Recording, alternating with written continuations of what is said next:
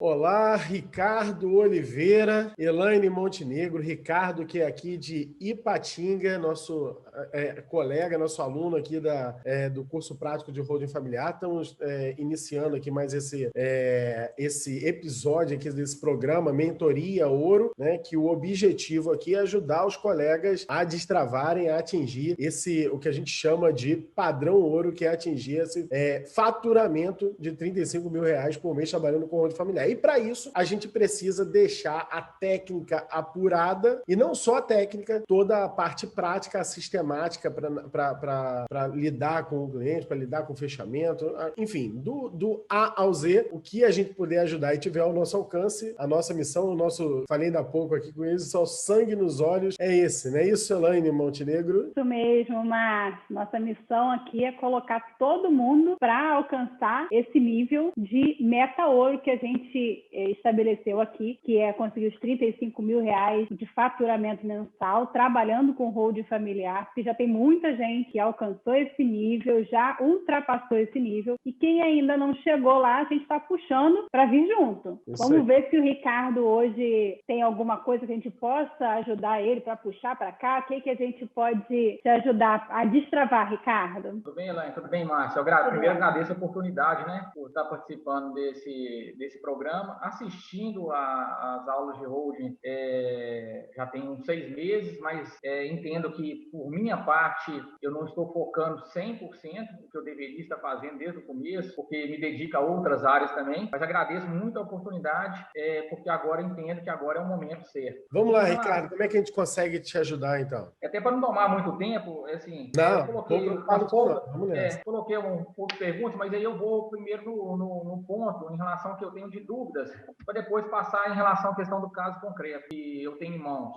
A questão das 3 células, constituição da célula COP, célula destino e célula veículo, eu fiquei com uma dúvida em relação da questão da célula veículo, onde você, do exemplo que você deu, acho que há 4 aulas ao vivo atrás, em relação à constituição dela com R$10 mil de capital social, e depois você vende essas R$10 mil para a célula COPRE, é isso? Exato.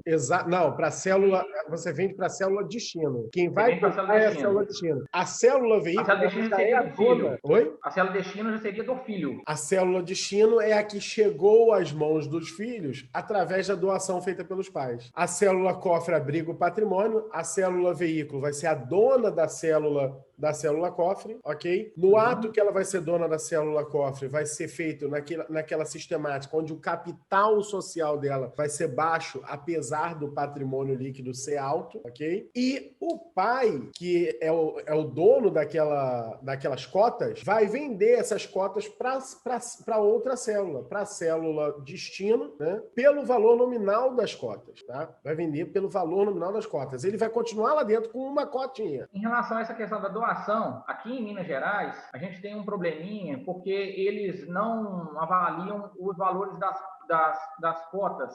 Se ela for integralizada por algum bem imóvel, eles avaliam o bem. Então, nesse caso, é certo que aqui em Minas nós vamos pagar o imposto de 5% referente ao valor do bem, né? Não nesse sistema. Não nesse sistema. Por quê? Porque nesse sistema todo só tem uma doação. A doação na célula cofre, na célula destino, antes dela ter qualquer coisa. A célula destino nasce com um capital social de R$10 mil, por exemplo. Aí o pai vai lá e doa as cotas daquela célula para os filhos e vai pagar imposto de doação em cima de R$10 mil. Ela não tem nada. Depois que ela já pertence ao filho, que a doação já tiver passado, já não é mais nem objeto de apuração, de análise pelo fisco, nada. A doação está perfeita e acabada. Não tinha nada lá dentro. Depois disso, esta célula destino vai adquirir cotas através de compra e venda da célula veículo. Entendi. Então, essa integralização é feita posterior e já não influencia nessa questão da doação. A doação é só das 10 mil cotas. É isso Sem aí. bem, então é 5% sobre 10 mil. É isso aí. Aqui em Minas. Ainda, né?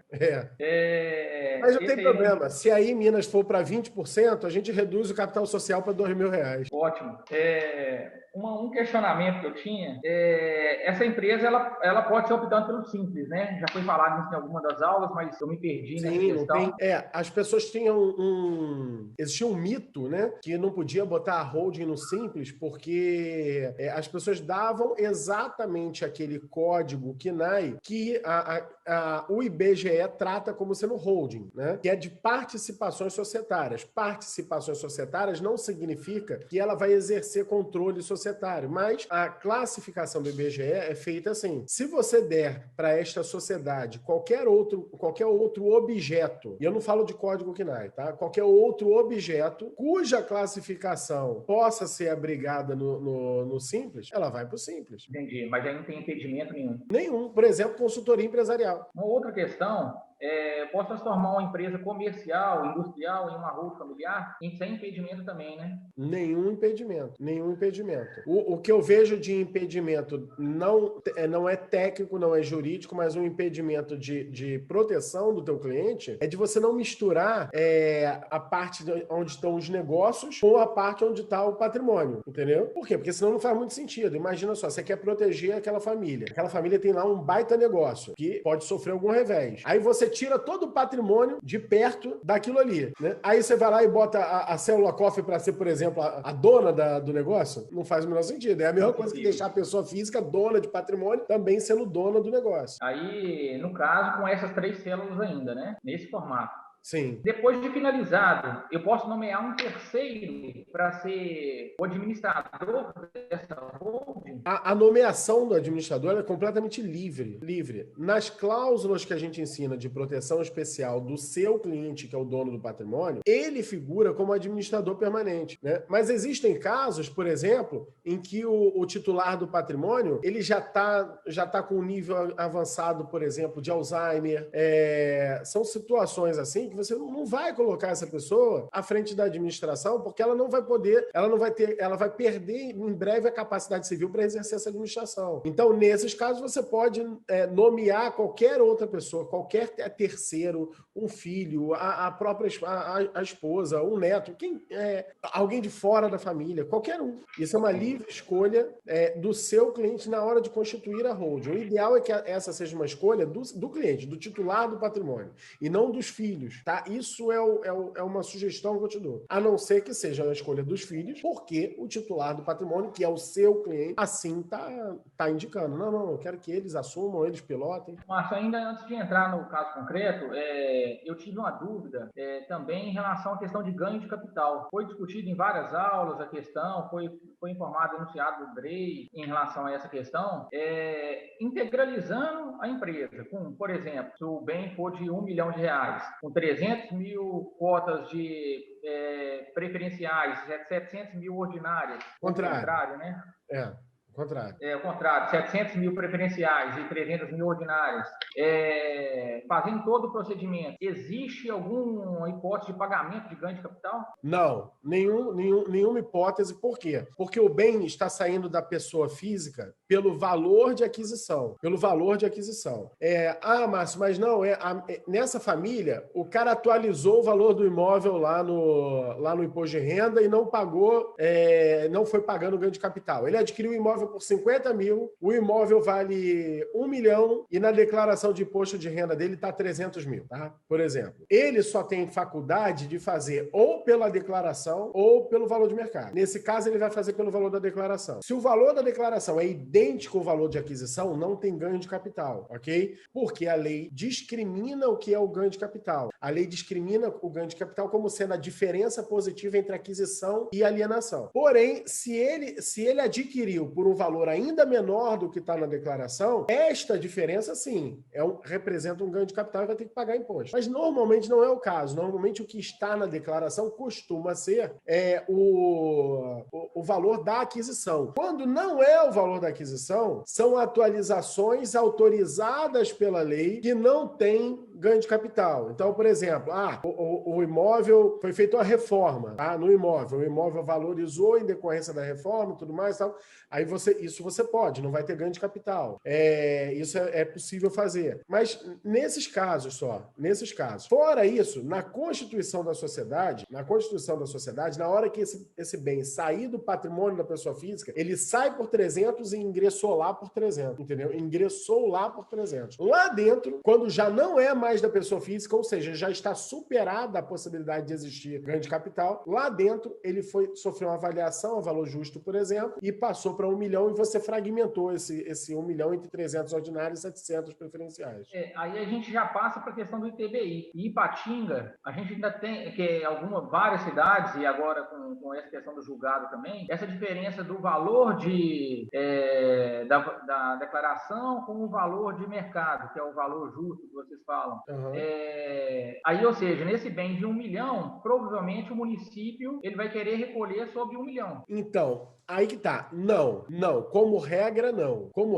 Por quê? Os municípios estão usando a decisão do STF, que versa sobre outra coisa completamente diferente, para poder dizer o seguinte: olha, o STF está dizendo que existe, que a imunidade não alcança o valor do imóvel que não for utilizado para integralização de capital. Aí você diz assim: não, mas eu estou utilizando o imóvel inteiro para integralização de capital. Ele não tá, porque você está usando por 300 mil e o valor do imóvel é 1 milhão. Ele fala, aí você discute. Não, o valor do imóvel é 300 mil, que eu estou fazendo de acordo com o que autoriza lá o decreto do imposto de renda. Aí vem a prefeitura e fala assim, não, para mim não importa. Para mim é o valor de mercado. E aí, como para eles não importa, são eles que decidem, aí o que a gente faz? Nesses lugares onde a prefeitura adota esse comportamento, a gente faz o seguinte: o imóvel até entra na sociedade pelo valor de 300 mil. No momento que entra, ele recebe a avaliação a valor justo, se transforma em 1 milhão, e você diz o seguinte: todo este 1 milhão, todo este valor de mercado do imóvel é utilizado para integralização de capital. Ou seja, você está acompanhando aquilo que está dizendo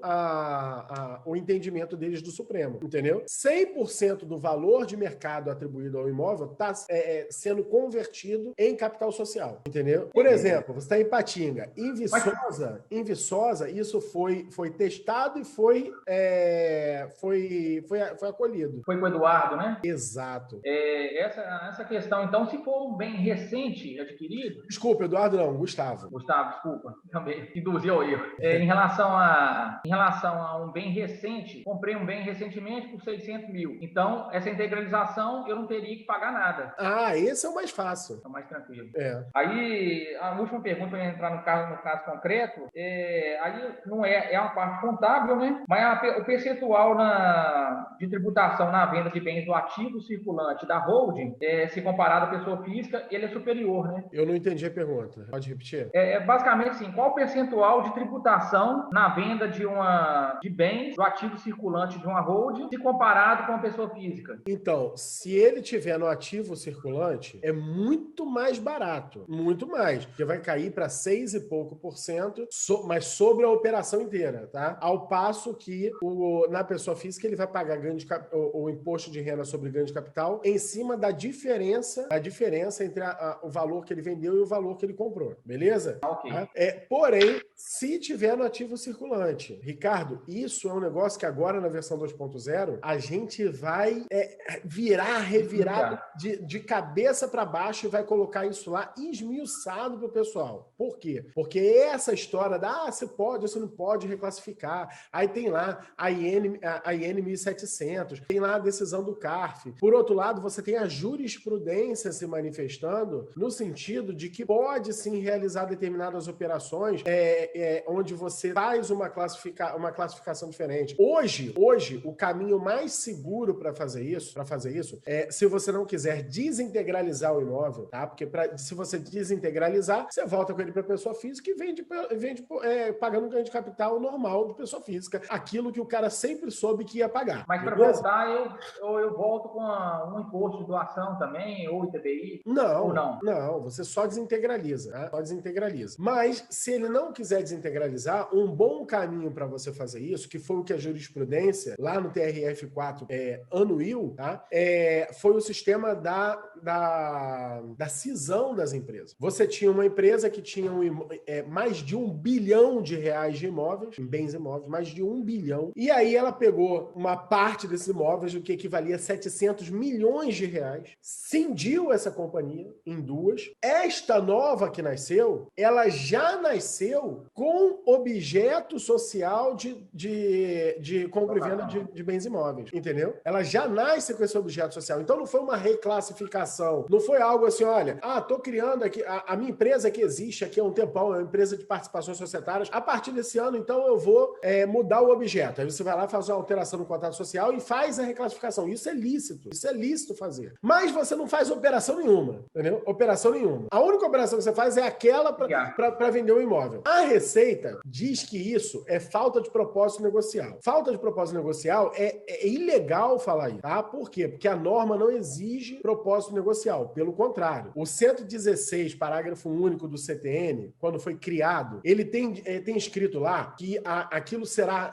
o 116, parágrafo único, ele serve para o fisco poder combater determinadas transações que visam burlar a norma tributária. Vou colocar assim, tá? O parágrafo único do 116 do CTN foi criado para isso. Aí, só que nele está dizendo o seguinte, que tudo que está ali vai depender de lei complementar estabelecendo seu funcionamento. Aí, logo depois, veio uma medida provisória, porque assim, opa, peraí, criamos aqui, botamos, o Congresso passou, tem lá, virou, mudou o CTN. Agora nós precisamos editar uma lei para poder entrar no lugar. Veio uma medida provisória e criou a figura do propósito negocial, embutida num capítulo inteiro falando sobre aquela revisão prevista no 116, parágrafo único do CTN. Ou seja, obedecendo aquilo que o dispositivo falava. Uma lei regulamentando aquilo. Só que quando isso foi para o Congresso Nacional, o Congresso Nacional derrubou todo esse capítulo e revogou, retirou da medida provisória o texto que falava sobre propósito negocial. Ou seja, é o tal do silêncio eloquente. Existe uma mensagem do Poder Legislativo dizendo o seguinte, olha, propósito negocial não existe no direito brasileiro, ok? Exigência de propósito negocial para se verificar a existência ou não de tributo, isso não existe no direito brasileiro. Mas, beleza, até aí tudo bem. O problema que eu enxergo não é o propósito negocial que a Fazenda fala, que está errado falar em propósito negocial. O problema que eu enxergo é que isso seria uma forma de alusão fiscal. A alusão é quando você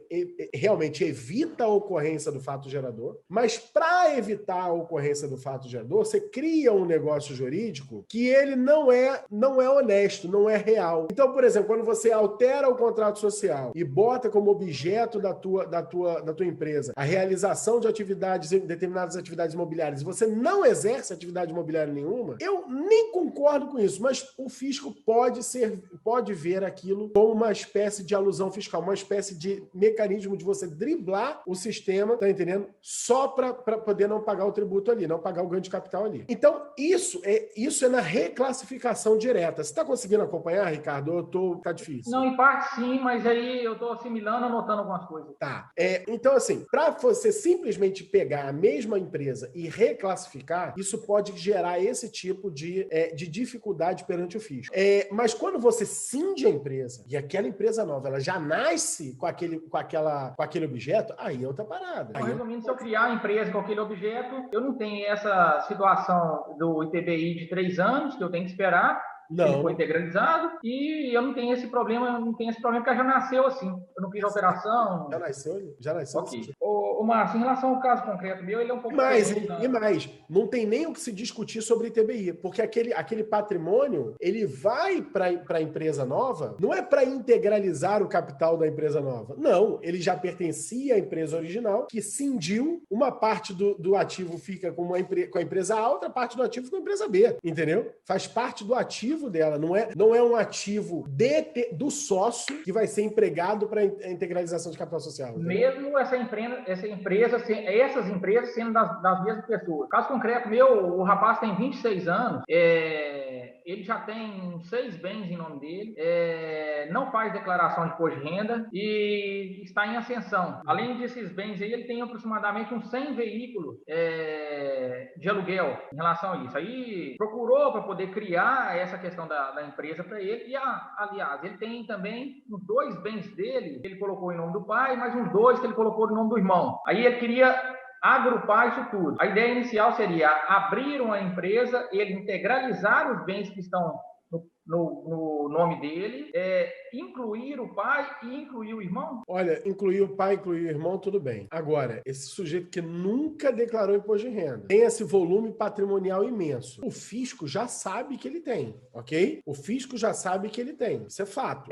Por algum motivo, nunca deu problema, ou já deu problema e ele não tem conhecimento que já deu problema. Porque o fisco já deve ter posto o CPF dele lá na malha fina e já deve ter mandado notificação para qualquer lugar do mundo onde ele tinha domicílio eleito lá. Eu minto. Eu falei que nunca declarou, mas não informou os bens. Então pior. A princípio, até então, ele não tem problema. Talvez pior ainda. Eu acho que ele já tem, sim. Mas digamos que ele não tenha. É inevitável que um dia ele vai ter. Inevitável, inafastável. A não ser que ele morra primeiro, mas é inafastável. E aí, ainda que ele morra, o espólio vai ter. E os herdeiros vão ter. E como ele ainda é solteiro, não tem nada, então, assim, geralmente você cria uma holding do pai para os filhos, criando todo o planejamento sucessório. Nesse caso específico, seria dele e com talvez um planejamento sucessório contrário, em favor dos pais. Segura, Ricardo, segura, porque para ele eu acho que tem solução sim, entendeu? Para ele tentar respirar.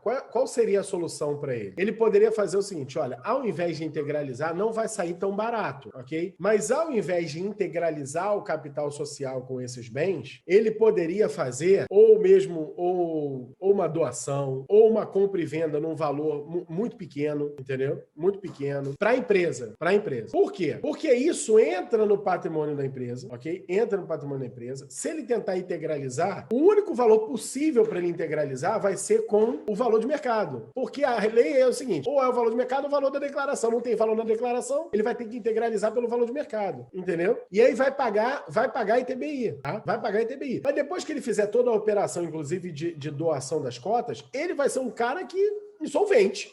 E o fisco vai atrás dele, mas ele vai esbarrar na insolvência dele, entendeu? Não tem esse risco iminente, né? E como não tem nada, você vai ter que tirar a certidão, tá? Como não tem nada contra ele, por exemplo, não tem nenhuma execução fiscal, não tem nada contra ele, tudo que ele faz agora é lícito. Só em relação a essa questão que você falou, da possível compra e venda da empresa para ele, a empresa sendo criada agora, com qual capital ela compraria, teoricamente? Então, ele vai precisar justificar algum lastro patrimonial. Ainda que ele venda por um valor muito barato, vai ter que ter nessa empresa, ele vai ter que botar ali o ingresso de algum numerário, dinheiro entrando na empresa, para a empresa poder comprar ou alguma outra transação, entendeu? Okay. Alguma outra transação, uma permuta, não sei. Só conhecendo o caso concreto para ver o que é melhor para ele. Mas o ideal, porque se ele fizer integralização e ele for dono das cotas, entendeu? Ele for dono das cotas, isso vai trazer um problema para ele, porque o fisco vai atrás do que está na empresa, já que ele é o dono das cotas. A menos que eu vá integralizando fracionado, né? Olha... Aí eu vou acompanhar ele uns 10 anos. O caminho é ele fazer as cláusulas de doação no planejamento sucessório antes de ter execução, antes de cair na malha fina. Só uma pergunta, questão prática, no Hotmart lá, tem um modelo de alteração contratual, tem um modelo de contrato social, só que assim, foi até do começo do curso, quando nós começamos. Depois teve uma aula ao vivo de uma construção dessa alteração. Tem pretensão de colocar algum outro modelo para dar um amparo para a gente em relação a essa questão? Você fala das 3 células? Das 3 células? Sim, sem dúvida. Sem dúvida. Okay. A gente vai ter aula de construindo esse modelo das 3 células e vai ser uma aula densa, inclusive. Perfeito. Divide aqui com a gente como é que está em termos da sua... A gente estava conversando um pouco aqui antes de começar, eu queria dividir isso com o pessoal, em termos do que você está fazendo agora, que você tinha dito para a gente que está com uma holding engatilhada, já contratado, em termos práticos de atuação, dá uma pincelada para a gente aqui, como é que você está agora, fala para a gente. Basicamente, em termos práticos, já foi ofertado para várias pessoas.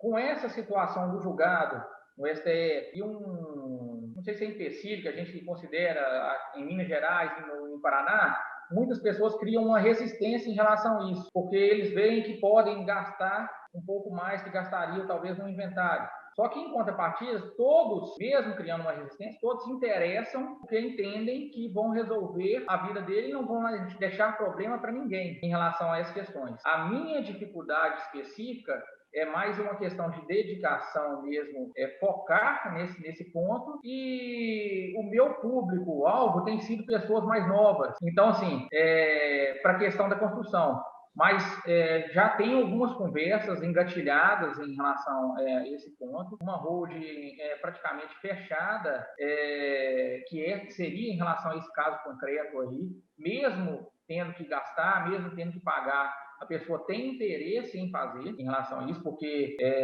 foi demonstrado que é um excelente negócio e ele quer resolver a vida dele também. E, no mais, eu entendo que é um excelente negócio, um excelente planejamento para várias pessoas. E falando um pouquinho do curso, né? Aproveitando, falando um pouquinho do curso, assim como todos já falaram lá, e eu, na última aula ao vivo que eu assisti, até um oficial de cartório informando que vocês realmente dão muito mais do que a gente imagina em relação a conteúdo, a sistemática, auxílio, essa mentoria, por exemplo. Então, quando eu entrei no curso, comecei a assistir todas as aulas, assisti as aulas gratuitas na minha jornada, já deu muito mais coisas que qualquer outro curso que eu já fiz. Então, vale a pena eu adquirir o curso. Aí, adquiri o curso, empolguei assistindo todas as aulas, travei um pouco quando você sai para poder ofertar essa situação. Mas agora, retomei essa situação, falei, não, o momento é esse mesmo, é isso mesmo, e eu tô comendo pança. Então, assim, decidi focar na questão da holding e, se Deus quiser, daqui 30 dias eu já estou te dando um retorno positivo em relação a isso aí. Boa. Então, deixa Ricardo, ano passado, a nossa meta no curso era entregar para vocês um curso do jeito que a gente sempre gostou de ter recebido, que a gente gostaria de ter recebido. Então, a gente deu muito conteúdo para vocês e a gente vai continuar dando esse ano. Esse ano, a nossa meta é trazer vocês para o lado de cá, puxar a corda e vir todo mundo junto. Quem não alcançou ainda aquela meta, ouro, a gente está puxando aqui pela corda para vir para o lado de cá, para ficar todo mundo na meta ouro, que é aquela meta de trabalhar com os ter a remuneração de R$35 mil mensais, trabalhando com o holding familiar. Tenho certeza que nos próximos 30 dias você vai falar para a gente que, olha, conseguiu fechar esse contrato aí. Para você conseguir alcançar isso, como você falou, estudou, buscou o conhecimento e deu uma travada na hora de buscar o cliente. Essa captação é muito importante, a forma como você vai fazer, que isso vai impactar nos resultados lá na frente. Isso aí. Só para complementar aqui, nessa questão lá do ITBI, uma coisa que é importante, Ricardo, é você ter essa planilha na cabeça, porque por vezes você vai ter uma planilha para usar. E outras vezes não. Outras vezes várias vezes eu peguei no escritório um papel de rascunho, sentava com o cliente na minha frente e falava assim, olha só o que acontece, é isso. Ia numerando para ele ali, botava uma calculadora do lado, fazendo assim, olha quanto dá. Então, mesmo com o ITBI, jamais vai sair mais caro que o inventário, tá? Jamais. Porque, Márcio, mas aqui a diferença entre o valor da declaração e o valor de mercado é muito alta. Pô, beleza. Aí isso vai gerar um ITBI alto? Vai, mas em compensação, o que vai reduzir em termos de ITCMD, por conta da distância da base de cálculo entre o valor da declaração e o valor que está lá na declaração de imposto de renda, e o valor de mercado, é assustador. E a alíquota dos dois tributos é muito diferente. Muito diferente. O ITCMD é mais alta, a alíquota, e tende a ser mais alta. Tende a ficar ainda mais alta. Aqui o ITBI é 2% e o ITCD é 5%. Para tu ver. E detalhe é esse. O ponto principal que eu consigo... Você vai pagar... O ponto principal que eu consigo ofertar é a questão do projeto de lei. A possibilidade de aumento para 20%. Se aumentar para 20%, pode ser que Minas Gerais aumente para 10%, 12%, 14%, 15%. E esse risco, quase todos não querem correr. E qual é a comparação? Olha só, olha a comparação. Se o cara tiver que pagar ITBI, se o sistema que a gente monta não for suficiente, ele tiver que pagar ITBI, ele vai pagar ITBI de 2% da diferença entre o valor da declaração e o valor de mercado. Ele vai pagar 2% da diferença. Não, mas a diferença é enorme, é quase o imóvel todo. Beleza, 2%. 2%. Se o cara falece, ele vai pagar 5% sobre tudo. E se ele monta a holding, ele vai pagar 5%. Ele vai pagar 5% só sobre aquele mixariazinha da base de cálculo, entendeu? Só sobre a mixariazinha da base de cálculo. Então, a diferença é os 2% ou os 5%. Quanto maior a diferença, maior mais vai valer a pena ainda a holding, ainda vai ser mais barata. Quando você abrir a conta, foi o que a gente fez numa dessas aulas aqui. A gente abriu as contas e falou assim, gente, ó, o dia que alguém falar para vocês, não tá valendo mais a pena, mostra a conta. Mostra a conta. E aí, Ricardo, um negócio que é importante, a gente tem dito aqui para os alunos, tá? Não tente convencer o seu cliente de escolher o sistema de 3 células. Não tente convencer o seu cliente a escolher o domicílio fiscal mais vantajoso. Não tente. Mostre para ele quanto custa o inventário dele. E aí fala o seguinte, olha, eu trabalho com pelo menos 3 cenários aqui. O cenário tradicional, aí monta para ele o cenário tradicional. Ficaria X para você, compara com o inventário. O cenário com domicílio fiscal mais vantajoso, aí mostra o cenário. E o outro cenário com um sistema de 3 células. Cada um desses cenários funciona assim, assim, assim, assim, assado. Faz um resumo para ele, um resumo de como funciona. E fala assim, toma aqui, meu amigo, agora é com você. Converse aí, se decida, ou converse com a sua esposa, converse com seus filhos, converse com a sua família, me diga o que vocês preferem. E eu sou um soldado da preferência de vocês. Por que isso, Ricardo? Porque o sistema de 3 células, ele é mais complexo. Quando o sujeito não entende aquela complexidade, na cabeça dele piscam algumas luzes. Primeira luz que pisca, complexidade é igual a risco. Ele acha que é mais arriscado. Segunda luz que pisca, o sistema de 3 células, o advogado ganha mais. Ele quer me convencer de fazer o mais arriscado para ganhar mais honorários. Então, quando você não tenta convencer ele, mostra para ele os 3 sistemas, o que empiricamente a gente tem experimentado são os clientes voltarem para a gente para dizer o seguinte, olha, nós decidimos aqui e preferimos esse sistema que é muito mais barato, que é esse sistema que você precisou de 3 células. Porém, a gente tem dúvida. Você pode esclarecer? Olha que posição diferente que eu estou, Ricardo. A posição de antes era do cara que estava tentando convencer o cliente a fazer algo arriscado para eu ganhar mais. Agora, a posição que eu estou é do cara que vai meio que fazer um favor de gastar mais tempo meu explicando para ele aquilo que ele já está convencido que quer fazer porque é mais barato. Então, entrega a decisão para ele. Ele escolhe. Ele precisa saber que existem vários cenários possíveis. Quando ele escolhe, a coisa fica melhor para você fechar essa relação com ele. Saber executar o mais complexo não é problema dele. O problema é de quem está montando essa estrutura. O que ele quer não é passo a passo. Ele quer o resultado. É isso aí. E para chegar na barriga tanquinho, vai ter que fazer uma cirurgia, ou se ele vai ter que fazer 50 milhões de abdominais, ele não se importa. Ele quer chegar aqui. Porque quem vai fazer a cirurgia ou quem vai fazer as abdominais não vai ser ele, vai ser você. É isso aí. É isso aí. Vai transplantar a barriga tanquinho para ele. Bom exemplo. É bem isso. É bem isso. Porque ninguém quer saber. Não, porque o melhor é fazer abdominal assim, ou de frente. Ou o melhor é usar um aparelho que faz abdominal para você. Ninguém quer saber disso. O cara quer... O objetivo dele é estar com um abdômen maneirão. Ninguém gosta de fazer aquele troço, cara. Não gosta mesmo. Ninguém gosta. Enfim, deixa eu te fazer uma outra pergunta aqui, Ricardo. Oi? Eu estou muito feliz em relação a essa situação, porque pela atenção de vocês nessa situação específica, em relação à atenção com cada aluno e direcionado ao curso, então, assim, realmente é diferenciado. A gente agradece, Ricardo. É muito bom quando a gente recebe de vocês esse retorno. Olha, eu estou travado aqui eu avancei. Travei aqui e me ajuda a seguir. Quem está com a mão na massa é que passa por isso. Quem está só na teoria não vai sentir isso. Ricardo, eu não quero ser indiscreto, perguntar para você valores, nada disso não. Eu quero saber o seguinte, você me falou que em 30 dias a sua pretensão é voltar aqui com um resultado positivo. Só nesta uma holding que você está fechando, você já bate em 30 dias, já entraria no nosso nível ouro? Já entraria. Nesse patamar de 30 dias, né? Então, daqui a 30 dias, você volte aqui com um resultado positivo e com a próxima